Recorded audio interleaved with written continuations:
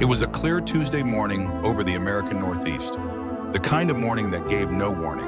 On September 11, 2001, at 7:59 a.m., American Airlines Flight 11 lifted off from Logan International Airport in Boston. The aircraft was a Boeing 767 bound for Los Angeles, carrying 92 people. For everyone on board, it was supposed to be an ordinary cross-country flight. For the air traffic controllers watching from the ground, it began as another green mark moving across a radar screen. Then at 8:14 a.m., something changed. The pilot stopped responding. Radio calls went unanswered. Moments later, the plane's transponder was turned off. To civilian radar, Flight 11 had become almost invisible. The aircraft was still moving through some of the busiest airspace in the world, but the people on the ground no longer had a clear picture of where it was, who was flying it, or what was happening inside. Confusion spread quickly. Controllers tried to reach the cockpit. Supervisors tried to understand whether this was a technical failure, a communication problem, or something far worse. But while the ground was still trying to identify the crisis, the truth was already unfolding inside the cabin. At the back of the aircraft, flight attendant Betty Ong understood that something was terribly wrong. The cockpit was not answering. Passengers and crew had been injured. There were reports of weapons. There was panic in the cabin. But Betty Ong did not collapse into panic. She reached for an airphone and connected with American Airlines operations on the ground. What followed was one of the most important phone calls in modern history. Her voice was calm, precise, controlled. She told the people on the ground that the cockpit was not responding. She reported that someone had been stabbed in business class. She said the words that changed everything. "I think we're hijacked." In that moment, Betty Ong became the first clear voice from inside the attack. She was not simply asking for help. She was giving a report.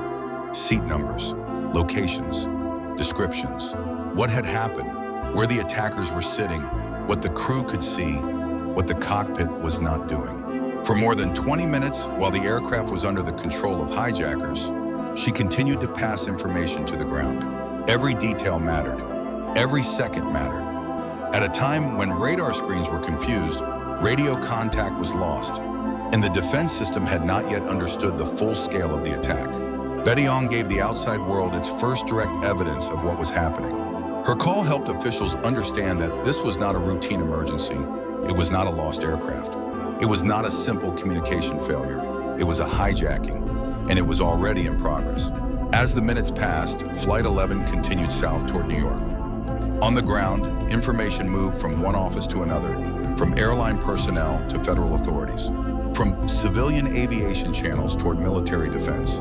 But the system was slow. The country was not prepared for this kind of attack.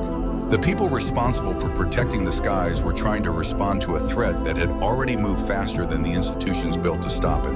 Military jets were ordered into the air from Otis Air National Guard Base, but time had nearly run out. Flight 11 was already descending toward Manhattan. At 8:46 a.m., the aircraft struck the North Tower of the World Trade Center.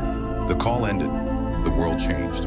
But Betty Ong's voice did not disappear with the plane. The information she provided became one of the first and most important pieces of evidence from inside the attacks. Her calm reporting helped investigators understand who had taken control of the aircraft, where they had been seated, and how the hijacking had unfolded. In the middle of fear, confusion, and violence, she had created a record that would help connect names, actions, timelines, and decisions. Her courage did not stop the impact, but it helped the world understand the attack while it was still happening, and that understanding mattered. As the morning continued, the United States faced an unprecedented crisis in its skies. Thousands of aircraft were still in the air. No one knew how many more might be in danger.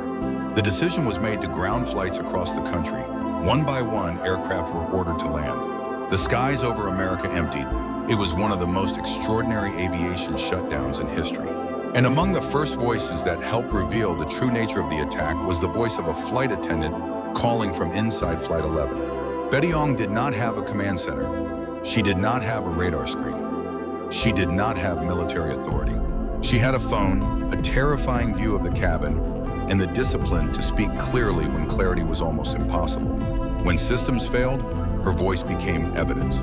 When the radar picture went dark, her words gave shape to the truth. When the world outside did not yet understand what was happening, she told them. She was not only a witness to history, she became part of the reason history could be reconstructed. reconstructed. Her name is now engraved at the National September 11th Memorial. Betty Ong, a flight attendant, a crew member, a witness, a voice in the dark. On a morning defined by chaos, she gave the world something rare: calm, courage, and truth. She spoke to the void, and the world listened.